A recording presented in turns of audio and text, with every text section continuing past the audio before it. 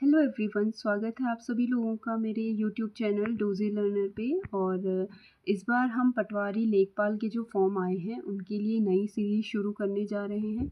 जैसे कि आप लोगों को पता है कि जो सिलेबस है उसमें जो उत्तराखंड की प्रमुख योजनाएं हैं, पंचायती राज है, चार धाम राजमार्ग के बारे में, महिला एवं बाल विकास के बारे में, ये सारी योजनाओं के बारे में आप लोगों ने देखा होगा सिलेबस में भी, और प्रीवियस ईयर जो क्वेश्चन पेपर हैं उनमें भी आप लोगों ने देखा होगा। तो मैं आज आप लोगों को पहला इसका सीरीज़ करवाने जा रही हूँ, जिसका टॉपिक होगा हमारा उत्तराखंड की प्रमुख योजनाएं। तो बिना देरी के हम डायरेक्ट शुरू करते हैं। देहरादून में राष्ट्रपति आशियाना एनेक्सी का उद्घाटन कब हुआ? तो ये हुआ था 10 जुलाई 2017 को। बहुत इम्पोर्टेंट क्वेश्चन है। राष्ट्रपति आशियाना एनेक्सी जिसका नाम है, और ये देहरादून में है, जिसका उद्घाटन हुआ था 10 जुलाई 2017 को। मेरे बुजुर्ग मेरी तीर्थ योजना 2014 का नाम 2017 से पंडित दीनदयाल मातृपितु तीर्थ योजना किया गया। जो ये पंडित दीनदयाल मातृपितु योजना था, ये इसका नाम ही पहले मेरा बुजुर्ग मेरी तीर्थ योजना था, जिसको कि 2017 में इन्होंने नाम चेंज किया था। आप लोग इनके नोट्स अलग से बना सकते हैं वीडियो के साथ साथ, या फिर वीडियो पॉज कर करके आप लोग इनके नोट्स बना सकते हैं। ये जो मैं अभी आप लोगों को पढ़ा रही हूँ वो BS नेगी की जो बुक है सिंगल लाइनर, उससे मैं आप लोगों को इसमें पढ़ा रही हूँ। तीसरा इम्पॉर्टेंट है, मुख्यमंत्री त्रिवेंद्र सिंह रावत ने एक हेल्पलाइन नंबर जारी किया था, जो कि नंबर है 1905। रोटी बैंक योजना का शुरुआत हुआ था मई 2017 से, रुद्रपुर में इसका शुरुआत हुआ था।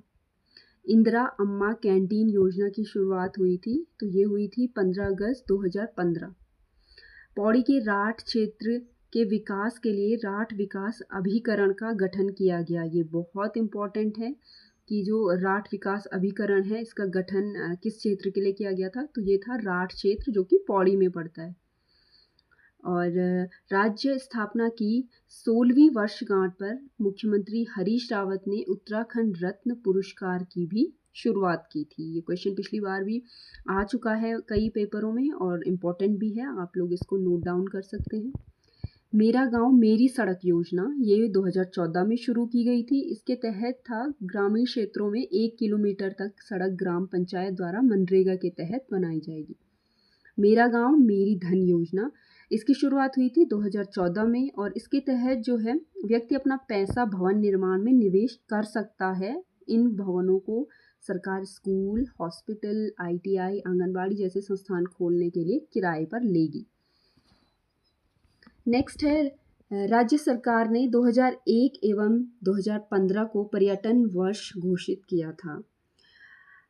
28 सितंबर 2018 में राज्य में नई पर्यटन नीति को मंजूरी दी गई थी। ये भी कई बार आता है कि नई पर्यटन नीति कब मंजूरी मिली थी इसको, तो ये था 2018 में।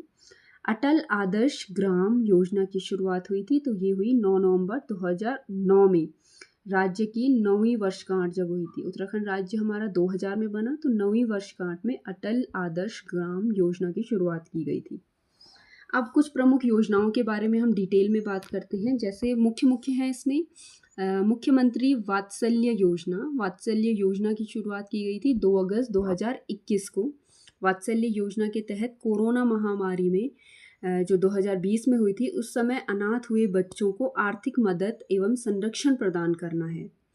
इस योजना के तहत अनाथ बच्चों को कक्षा 12वीं तक निःशुल्क शिक्षा एवं प्रति माह 3000 रुपये भत्ता दिया जाता है। दूसरी जो प्रमुख योजना है वो है मुख्यमंत्री घषारी कल्याण योजना। 30 अक्टूबर 2021 को घषारी कल्याण योजना की शुरुआत केंद्रीय गृह मंत्री अमित शाह द्वारा देहरादून से की गई। घषारी योजना का मुख्य उद्देश्य राज्य की महिलाओं को आत्मनिर्भर बनाना है। इस योजना के तहत महिलाओं को चारा पत्ती के लिए जंगल जाने की आवश्यकता नहीं पड़ेगी। इसके तहत जानवरों को पौष्टिक भोजन सब्सिडी के दर पर दिया जाएगा। अगली जो हमारी योजना है वो है मुख्यमंत्री महालक्ष्मी योजना। तो इसकी शुरुआत की गई थी 17 जुलाई 2021 को। मुख्यमंत्री महालक्ष्मी योजना इसका नाम है। इसके तहत जो गर्भवती महिलाएं हैं और कन्या शिशु को पोषण युक्त किट उपलब्ध करवाई जाती है। और एक और योजना है जो बांध से संबंधित है, तो वो है लखवाड़ बांध परियोजना। 15 दिसंबर 2021 को उत्तराखंड के देहरादून जनपद के केंद्रीय मंत्रिमंडल द्वारा लखवाड़ बहुउद्देशीय परियोजना को मंजूरी दी गई। इस बांध से उत्तराखंड सहित 6 राज्यों को लाभ मिलेगा और देहरादून में यमुना नदी पर प्रस्तावित इस बांध से 300 मेगावाट बिजली की सुविधा उपलब्ध होगी। ये बहुत इंपॉर्टेंट है, लखवाड़ बांध परियोजना। अगली जो मुख्य योजना के बारे में हम बात करेंगे वो है माल एवं सेवा कर GST। और उत्तराखंड विधानसभा ने GST विधेयक 2 मई 2017 को पारित किया था। और उत्तराखंड GST विधेयक पारित करने वाला देश का 5वां राज्य है, इम्पॉर्टेंट है। और उत्तराखंड के लिए GST कोड है 05, क्योंकि ये 5वां राज्य है। 1 जुलाई 2017 को GST विधेयक पूरे देश में लागू हुआ, जिसके लिए GST परिषद 12 सितंबर 2016 को बनाई गई थी और इसके अध्यक्ष केंद्रीय वित्त मंत्री थे। GST एक प्रकार का अप्रत्यक्ष कर है जिसके तहत सेवा कर, बिक्री कर आदि शामिल किए गए हैं। अगली योजना पे हम आएंगे, उत्तराखंड पंचायती राज संशोधन विधेयक 2019 में हुआ था, इसको आप लोग याद कर लीजिए। और 17 मार्च 2016 को उत्तराखंड ने पंचायती राज विधेयक पास किया, जो 4 अप्रैल 2016 को राज्य में लागू किया गया। जून 2019 में पंचायती राज विधेयक में संशोधन किया गया और पंचायती विधेयक संशोधन के तहत अधिकतम 2 बच्चों वाले सदस्य ही पंचायती चुनाव लड़ पाएंगे। ये भी इसमें बड़ा संशोधन किया गया था।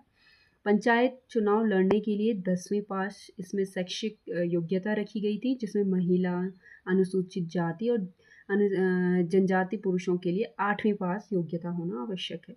पंचायत का कोई प्रतिनिधि एक साथ 2 पद धारण नहीं कर सकेगा। अगली हम योजना के बारे में बात करेंगे जो है चार धाम राजमार्ग विकास योजना। तो 27 दिसंबर 2016 को प्रधानमंत्री द्वारा इस योजना का शुभारंभ किया गया था। इसका उद्देश्य चारों धामों का ऑल वेदर रोड बनाना है और इसके तहत 12,000 करोड़ रुपए की धनराशि स्वीकृत की गई थी। चारधाम राजमार्ग विकास योजना के तहत 890 किलोमीटर सड़कों को 10 मीटर तक चौड़ीकरण करना था और चारधाम रोड के अलावा टनकपुर से पिथौरागढ़ तक 48 किलोमीटर रोड का उन्नयन करना है। अगली हमारी योजना होगी अटल आयुष्मान उत्तराखंड योजना। काफ़ी इम्पॉर्टेंट ये योजना उत्तराखंड सरकार द्वारा लागू की गई थी और प्रधानमंत्री जन आरोग्य योजना या आयुष्मान भारत योजना इसको भी कहते हैं। इसके तहत 5 लाख परिवारों को प्रतिवर्ष 5 लाख रुपए तक की निःशुल्क चिकित्सा सुविधा उपलब्ध कराने की घोषणा की गई थी। मुख्यमंत्री जी ने इसी योजना को आगे बढ़ाते हुए अटल आयुष्मान योजना के तहत और अधिक 18 लाख परिवारों को यह सुविधा देने की घोषणा की, जिससे अब राज्य में कुल 23 लाख परिवारों को यह सुविधा मिलेगी। अटल आयुष्मान उत्तराखंड योजना का शुभारंभ 25 दिसंबर 2018 को किया गया था। इस योजना के लिए सरकार ने गोल्डन कार्ड एवं हेल्पलाइन नंबर 104 जारी किया था। अगली योजना है हमारी राष्ट्रीय बायोश्री योजना। राष्ट्रीय बायोश्री योजना 1 अप्रैल 2017 को आंध्र प्रदेश में शुरू हुई। इस योजना के तहत देश के 207 जिलों में हरिद्वार जनपद भी शामिल है। हरिद्वार में 450 लोगों को जीवन सहायता उपकरण वितरित किए गए, जिनमें कि व्हीलचेयर, छड़ी, चश्मे आदि थे। अगली योजना हमारी उत्तराखंड वैष्णवी सुरक्षा योजना। वैष्णवी किट योजना के तहत सरकार हर परिवार में बेटी के जन्म होने पर नवजात शिशु को वैष्णवी किट भेजेगी। इस किट का संचालन महिला एवं बाल विकास विभाग द्वारा किया जाएगा। इस योजना के तहत बच्ची के जन्म लेते ही परिवार के सदस्यों को उसके साथ सेल्फी खींचकर महिला एवं बाल विकास विभाग द्वारा जारी टोल फ्री नंबर पर भेजना होता है और सरकार के द्वारा परिवार को बधाई संदेश भी दिया जाएगा। यह योजना 24 जनवरी 2018 को शुरू की गई और जिसका संबंध बेटी बचाओ बेटी पढ़ाओ योजना से था। एक जिला 2 उत्पाद योजना अगली हमारी योजना है। राज्य सरकार द्वारा राज्य के स्थानीय उत्पादों को विश्व स्तर तक पहचान दिलाने के लिए और उनको बाजार उपलब्ध कराकर किसानों एवं शिल्पकारों की आय वृद्धि करने के लिए 25 अक्टूबर 2021 को इस योजना का शुरुआत किया गया था, जिसका नाम है एक जिला दो उत्पाद योजना। अगली और लास्ट योजना के बारे में आप लोगों को बताऊंगी, आपातकालीन सेवा योजना 108। आप लोगों ने काफ़ी सुना होगा 108 का नाम। आपातकालीन एम्बुलेंस सेवा 15 मई 2008 को शुरू की गई थी, जिसकी शुरुआत तत्कालीन मुख्यमंत्री भुवन चंद्र खंडूड़ी ने पंडित दीनदयाल उपाध्याय के नाम पर की थी। और 17 अप्रैल 2012 को 108 आपातकालीन सेवा की सहायता के लिए डोली सेवा भी शुरू की गई थी।